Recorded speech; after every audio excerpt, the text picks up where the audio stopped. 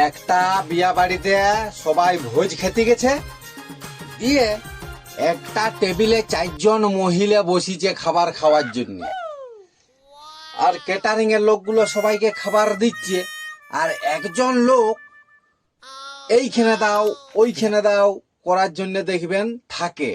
সে আবার 5টা আঙুলে 5টা রূপার আংটি পরিছে, দিয়ে সেই আংটিগুলো দেখাবার লাগিয়ে সেই মেয়ে ছেলেটা টেবিলটাকে যাইয়ে কাজটাতে বলছে এইখানে দাও ওইখানে দাও ওইখানে দাও, মানে গয়না পরিছে বলে মানুষ জানুক। তো ওই মেয়ে ছেলে টেবিলটার মধ্যে একটা মেয়ে ছেলে দমে রাগি ছিল, ও একটা কোমর বন্ধনী পরিছে, বুঝলেন।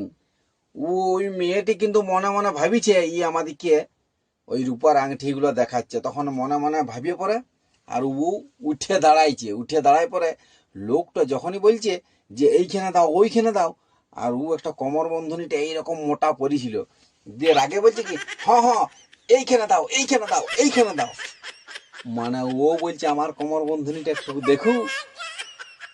ঠিক বলেছো।